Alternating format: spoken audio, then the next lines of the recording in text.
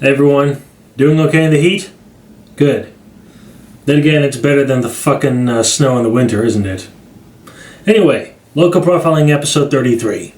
DRG 441616.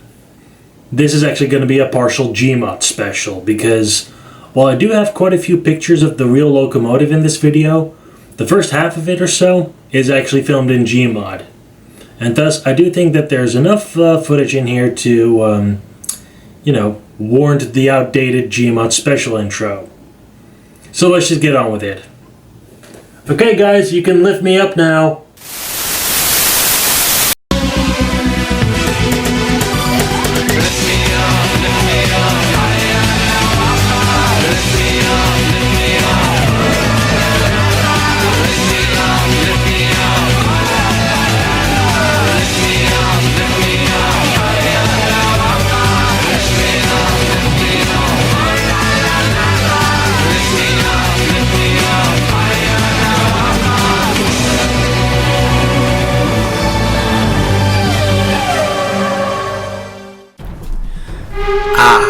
Back to the Deutsche Reichsbahngesellschaft and their Einheits program, spearheaded by Richard Paul Wagner. This time, the individual locomotive in question was from the other major class of said program, the Baureihe 44. Another 210 decapod, if we're talking wheel arrangements. But unlike the later Baureihe 50 and Baureihe 52, which were more simplistic two-cylindered locomotives, with an axle loading of 15 to 16 metric tons, the 44 was a considerably bigger and beefier three-cylindered locomotive with an axle loading of 20 metric tons. In all, the 44s were the second most mass-produced of all Einheits locomotives, with 1,989 being built, and they had the longest production run, as the class was first introduced in 1926, with the final locomotive of the class being built in 1949. As for the tractive effort stats, that can actually vary a little bit, as there were a few different designs and specifications. In fact, the first 10 prototype locomotives, numbered 44001 through 44010, had bigger cylinders and were actually deemed to be a little bit too big and too heavy for their time. And then there were locomotives 44011 and 012, which were a pair of special 4-cylinder compound locomotives with a higher boiler pressure. But for simplicity's sake, I'll stick with the mass production version, with the geometry being as followed. 16 bar of boiler pressure, or 232.1 psi, a threesome of 550 by 660 millimeter cylinders, so 21.65 by 25.98 inches, and 1400mm driving wheels, or 55.1 inches. And thus, if you don't round off the imperial values, 65,400 pounds of tractive effort. Part of what made the 44s look bigger wasn't just the thick boiler, but also the longer wheelbase, as the driving wheels were spread out a bit more to better carry the extra weight. Most modern 44s also got the T34 tender, which, if you remember my SSN special, could carry 34 cubic meters or 34,000 liters of water and around 10 metric tons of coal, or 13.5 cubic meters or 13,500 liters of oil. Massive, yet somewhat compact, the 44s quickly proved themselves hauling heavy freight trains with an almost deafening 3-cylinder roar. They may have had the same low top speed of 80 kilometers per hour or 15 miles per hour, but that didn't matter too much, as they were built for hauling 1,200 metric tons of freight up medium grades and 600 metric tons of freight up steeper grades, remaining in regular freight service pretty much up until the end of steam in both halves of Germany.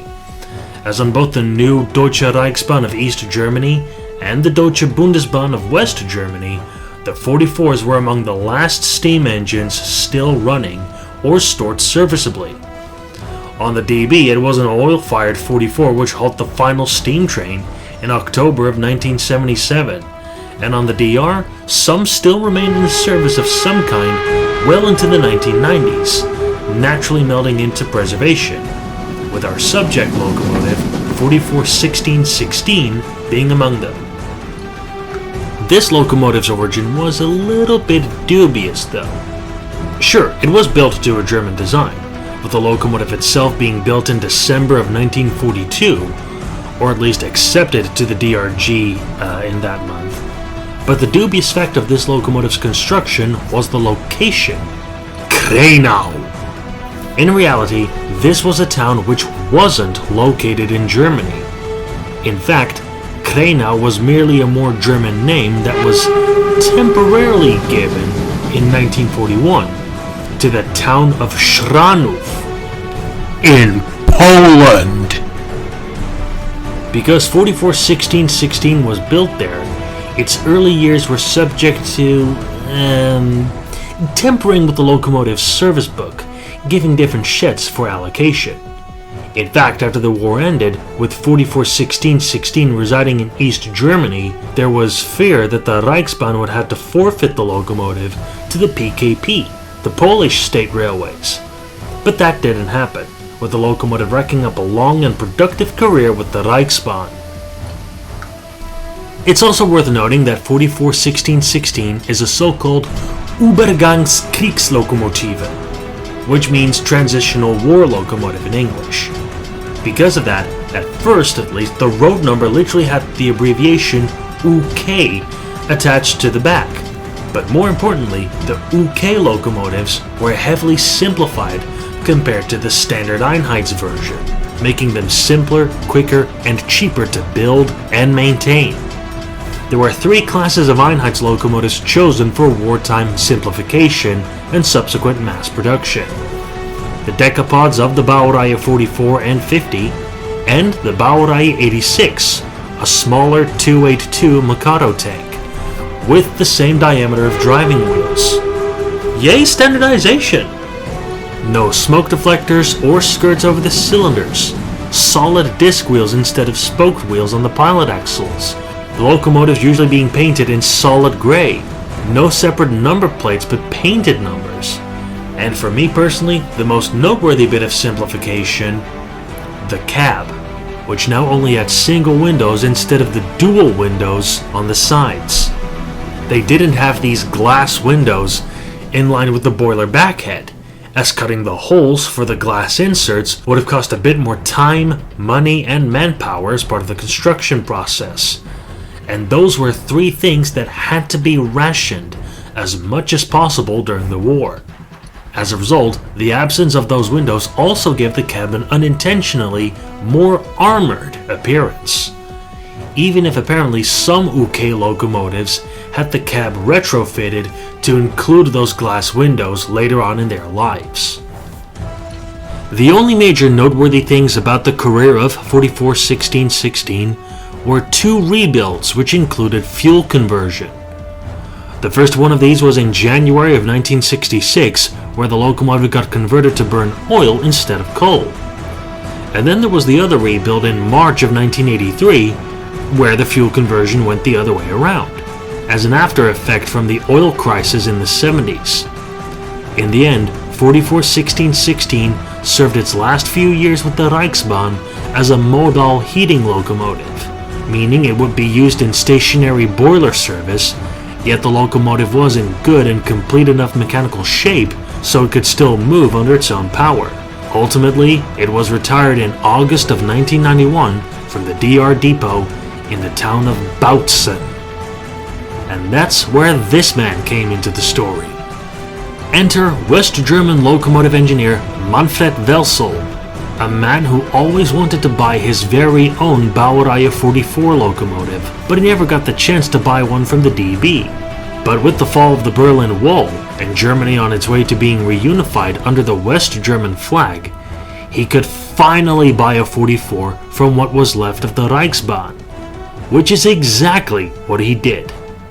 He bought 441616, giving it the name Moggi in the process, and had the locomotive moved to Meiningen for a light overhaul, because due to its good mechanical shape at the time, it didn't need very extensive repairs.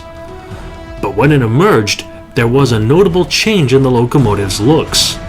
lowered smoke deflectors, as it tried to approximate the look of a Bundesbahn 44.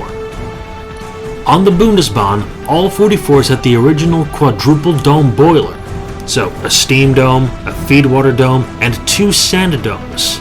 Skirts over the cylinders were optional.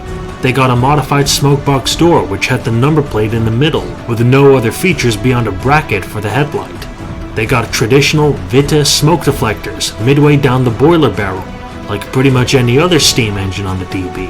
And because of that, the feedwater pump and air compressor had to be moved from their original location, the sides of the smokebox, to further down the running boards, with said pumps hanging in front of the wheels on the 3rd and 4th driving axles. But on the Reichsbahn, different story. They still had the properly German smokebox door with a screw wheel and a pair of grab irons in the middle. Hence the number plate actually sat a little bit lower. Some got a slightly newer triple dome boiler which lacked the feedwater dome behind the smokestack.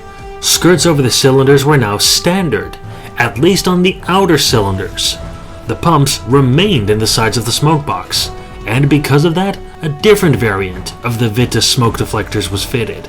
Either the deflectors themselves being a little more curved or simply tilted further inwards, but either way, they sat very high on the boiler, allowing sufficient space to access the top of those pumps.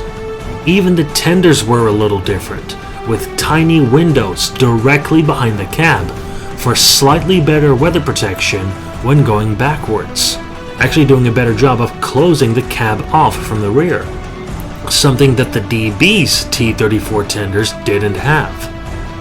And if the locomotive burned oil, the shape of the fuel bunker was different too. Round corners for the DB, more angular corners for the DR. Following its sill to Welsel and the light rebuild in Meiningen, the 44-16-16 was effectively made into what I think is the best looking 44 ever made.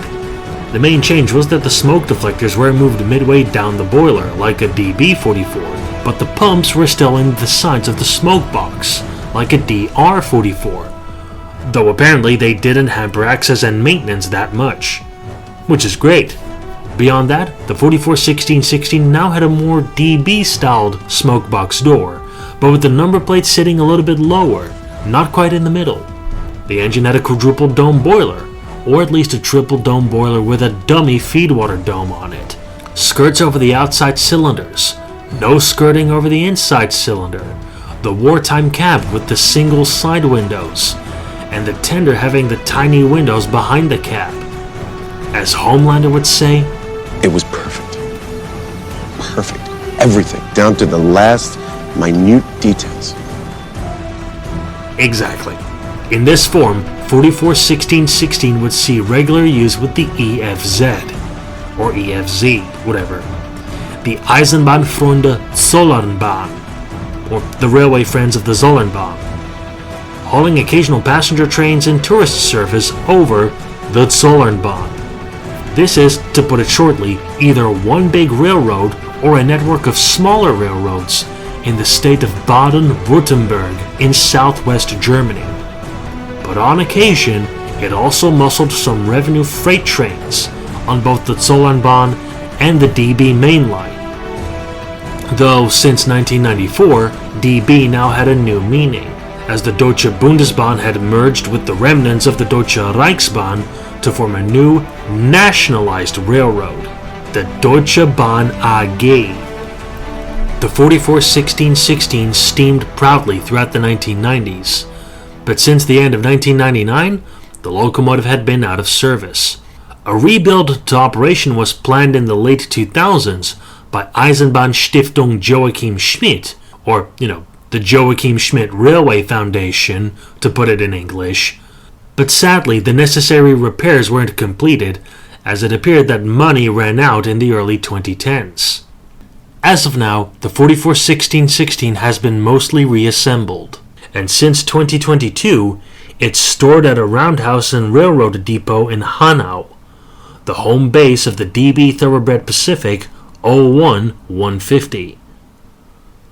But apparently there is a Facebook profile going around of a small team of dedicated volunteers who are committed to actually doing the repairs to get the 441616 fired up again. On Facebook, look up Dampflok Mogi, okay?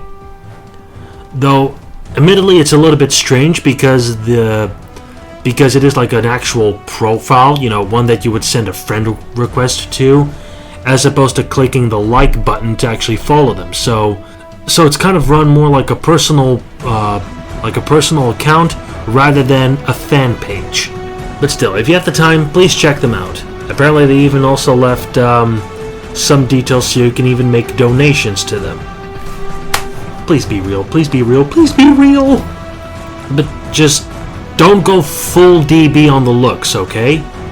I'm okay with the actual DB nameplate on the sides of the cab now, and the scented number plate on the smokebox door, but keep those pumps in the sides of the smokebox. If you want to rebuild a DB44, actually rebuild a DB44. Oh, and I almost forgot. The locomotives of the Baureihe 44 were given the class-wide nickname Jumbos because of how big they were. Though the large Wagner smoke deflectors on some of them, which look like elephant ears, did help with emphasizing that name.